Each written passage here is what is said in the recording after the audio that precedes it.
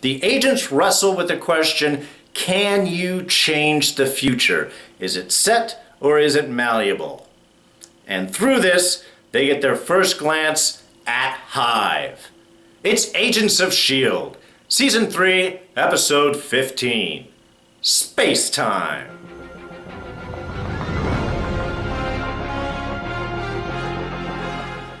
Alright, spoilers ahead, just so you've been warned. So another really good episode this week. In fact, I think it's one of my favorites. Just a really well composed, well written, well acted, as usual episode. Deals with a lot of topics, a lot of fancy things, and really just conveys them forward in an engaging and entertaining manner. Really, really enjoyed this week.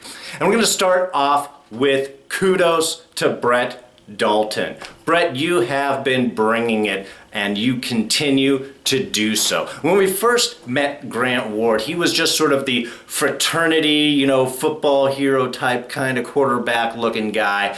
And then as we found out more about him, he turned into the more of duplicitous, sociopathic Ward. And now that Grant Ward is technically gone and we have Hive, he is embodying really that otherworldly, kind of almost omnipotent seeming being and just bringing it. When he first walks in with the kick-ass Neo outfit, man, looking good, and just sits down there with Malik and just starts his conversation. That calm, understanding, I know what's going on attitude, really just a huge impact to me as a viewer. And it's something that he carried out with every scene that he was in.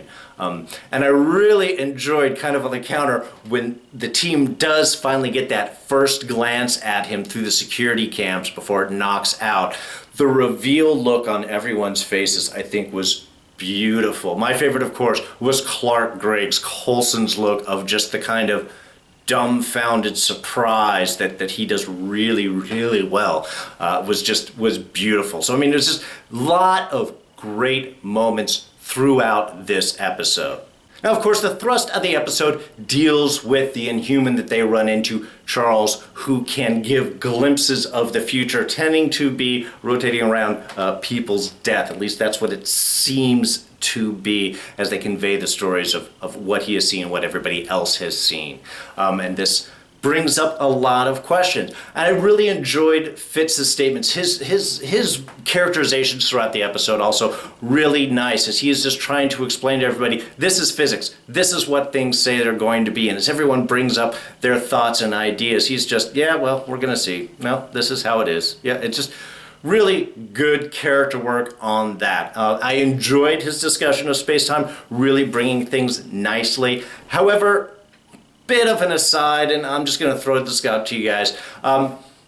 We're actually living in fourth dimension right now. He's talking more fifth dimensional physics. Okay, 3D is, height, width, depth, all of those things. You're looking at a cube, that's a three-dimensional object. Time is what we live in because those objects move. I can move. We have different ideas, there are changes, there's changes of those shapes. And that is the dimension that we are living in with time. What he's really referring to is fifth dimensional physics, where you step above that mobility of time and being able to see that. It's a small technical point. This runs into a lot when sci-fi shows, when they're talking about time and dimensions and things like that. It's a small thing, you can look it up, but that's, again, just a little note right there. But his presentation, his ideas of it, really well. And that is, from the physics standpoint, is time is laid out and it doesn't change. I would have liked kind of a little more discussion is, are we talking more of a probability standpoint? What is most likely to happen and thus can things change? Or is it really all set out, flat and immutable? Would have been kind of a bigger discussion, but I think that would have involved a lot more in the episode and ultimately not really needed. Now, part of dealing with these questions of the immutability of time is this what is meant to be? It's a point that's brought up a few times throughout the episode and really reflects to Lincoln's discussion, I think, about the Inhumans. As Lincoln points out, the Inhumans come, they change to fill a role. When there is an Inhuman that comes up, when they are exposed to Terrigen Mist, when they change, whatever that change is, it is meant to fill a particular role. And so this kind of reflects back out to, with Daisy and Charles specifically, is, Daisy is seeing as that she is meant to save Charles. And we find out at the end that's not really the way it was supposed to be. Daisy is meant to sort of look after his daughter. It's a big, long bit. But I do like the point that they hit this a few. They hit it with Andrew, which I'll discuss in a minute, with Daisy with that. It's the idea of, are these things supposed to happen? Are they meant? Is this what destiny is? And therefore, is that something that the Inhumans are trying to fill? Is the Inhuman presence and who they are filling a certain need, a certain necessity of space? Is this what they are meant to do? And it's a small point, but it is hit a few times throughout the episode, which I really did like. Just that question is this what we're meant to do? And with the Inhumans, if they're filling that need, is that something also that is meant to happen? But I really enjoyed all the bits that they did, from the fight training to everything else, of trying to deal with what if you do know the future, how much can you change it, how much can you prep and prepare for it. I thought was, again, handled really, really well. And like I said, Andrew showing up was a nice shift. Obviously that pulled May out and forced Daisy to go in. But I love the idea of Andrew kind of stepping back and giving May that moment. As we saw in the last episode, how much the hunt for Andrew has affected her, and then we had it even in the beginning when Daisy says that she's using all of the servers to try and locate this place, and she just throws down, not all of them. Really, that is the intensity of what she's feeling. So when Andrew shows up, Coulson was right. This is something that you are going to regret if you don't take advantage of this moment. And I really thought they had a nice kind of closure. And even going on more of that, again, with the mutability, with the changes of things that were kind of the basis of this episode.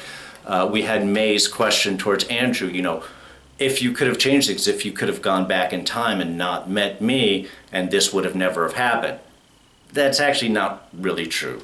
Andrew's an Inhuman. It's in his genetic code. He was just waiting for things to be activated. Yes, it was looking through Jiang's notebook that had his exposed to the Terrigen Mist, but he could have very easily had fish oil down the road if he had never run into that, and that change still would have happened. So the question not being so much as, could that have made a difference? No, not really. But what this did be, by having May around, did give him the sort of support mechanism which allowed him to make these choices, to come back, to see May, to get himself locked up before he changed permanently into Lash. So I'm really glad they were able to kind of hit those moments. And another wonderful bit, another great single shot fight scene. We got to give it up to Daredevil because, it was last season's Daredevil that threw this idea, the response that had in with the public. We've already had a couple of scenes that have done in with this. Through interviews, it looks like they're trying to do more. I really enjoy that. My personal background, I started off in the entertainment industry working in stunts, in fights specifically. And it was one thing that bothered me then and still bothers me now when you have big fight sequences, the constant shaky camera, quick cuts, all of those things where it looks like a lot of big action is going on, but often you don't really see what is happening. It's hard to place yourself in positions, in moments. Things move very quickly. It's all just very flashy shot action. Doing single camera shots where we can actually see what is going on, it's a lot more complex. It takes a lot more rehearsals. It's a lot more careful camera work and selling everything in angles. But it really, really pays off. When we can step back, you can go back and see a lot of the old sword fight sequences back in a lot of the older movies, some of the original Three Musketeers. The Prisoner of Zenda has a wonderful sight, old black and white film. The original Mark of Zorro with Tyrone Power and Basil Rathbone has a beautiful sword fight in this same mode where it is not quick shot, it is from a distance and you can really see the action. You can see the performers pulling off these moves, and it really, I think, engrosses yourself into the fight much closer. It's a much more satisfying thing. You are really seeing actually what is happening and not just having to guess between the quick cuts and motions. So really give it up to Chloe Bennett for pulling this off. She seems to have a great time doing it, and the more we can see these types of fights, from my personal standpoint, I am all about it. But it's grabbing more. I'm starting to see these a little bit more in shows. Arrow did a fight similar to this back in the early part of their season. But these are just, again, really impactful to have a constant camera work and really see the actors move around. And like I said, I think we got to give it up to Daredevil over on Netflix, and their first season in the big hallway fight, I think blew people away enough that they get the idea this is something to go for, and thumbs up for doing it completely. Outside of that, just a lot of really nice moments in here. We had Phil's referral back to Daisy as Sky, and she had to correct him. I know that and I'm wondering if that's going to play into something. They had the comment quite a few episodes ago where he had said to the team, "Oh, I know, it's Daisy. This is really hard." And they're all like, "No, it's totally easy. She's Daisy now." Maybe Coulson had that bigger connection with her at the beginning, and that's what's carrying it forward. But since they keep doing it, I'm going to keep an eye out, because I'm just wondering, are they placing something for the future? Is this something that's going to come into play at some point, or is it just good character work on the part of the actors? Could be. But still, just very interesting. Love the moment between Fitz and Simmons at the end as they were staring up at the sky and what they thought was snow, but actually ash coming down. And Simmons' line is, "I think we're supposed to hold hands right now." It was kind of a lovely thing. And again, playing that point, as she says later on, maybe some things are just meant to be. Is that little hint to their relationship? Yeah, I think so. Maybe just a little bit, but it wasn't overdone. It was just kind of a nice moment, and I really did enjoy that. And of course, as the episode ran to the close, run into two little bits. One, Malik's introduction to true power from Hive's point of view, the sort of mechanical exosuit that he was given. It was kind of cool, kind of interesting to see that character go into actually killing. Again, he's used to more of pulling the streams type of stuff. Now he's getting his hands actually dirty, and that's having an impact with him. Gets a nice little fight with Daisy at the end, but really it is when Charles grabs him, touches him, and shows him that vision of the future. As we saw in the kind of post scene in the episode, that's had a big effect on him. As this guy says, it's the first time I've ever heard him scared.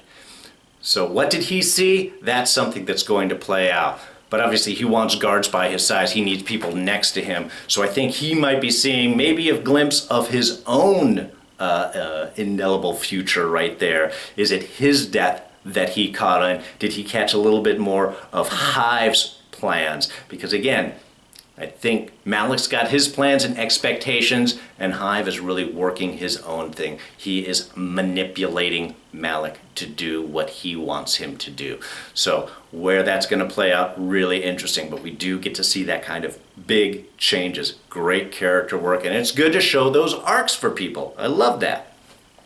And then, of course, speaking of visions of the future, we get the final shot when Daisy touches him saying goodbye to Charles. We get the flashback that we saw back at the mid-season premiere of the shot of the Quinjet in space or low Earth orbit, depending on your point of view, with what looks like Yo-Yo Rodriguez's necklace, and then the S.H.I.E.L.D. jacket shoulder and the explosion. Again, we don't actually see a person there. And with these views that are giving, it might be death, but as we saw with Daisy, it wasn't her death. She ended up seeing Charles's death.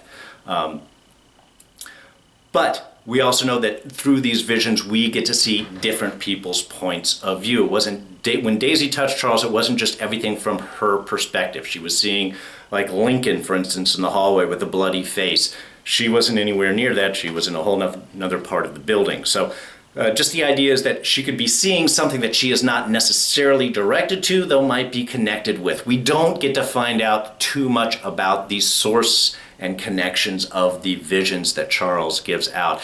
but that's nice because again, it just gives us a glimpse, it gives us a lot of questions, and we don't necessarily know where they are going.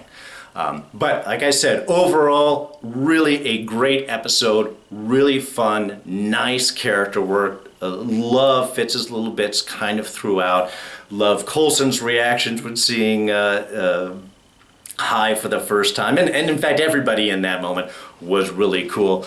And just, I can't wait to see how things are going. They set up a lot of nice stuff, a lot of nice questions as to what is it that is coming up.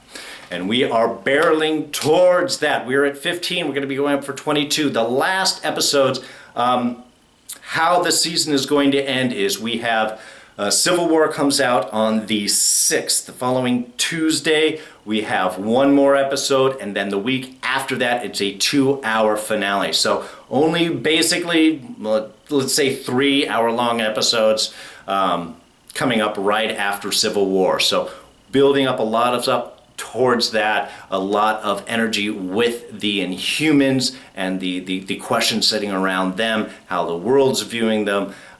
Just really a lot of exciting stuff happening, and we're gonna keep covering it right here. Please press like if you did enjoy my review and discussions this week. Feel free to comment in the section below. Always appreciate it. Hit the subscribe button. Come back every week. We're going to finish up doing Agents of S.H.I.E.L.D. In a couple of days, we'll start up with Season 2 of Fear the Walking Dead. And about 2.5 weeks, we are going to hit Season 6 of Game of Thrones. So if you enjoy those shows, come on back. We're going to be covering all that, plus, of course, Civil War and X-Men Apocalypse and all of those other great movies as they come out starting in May.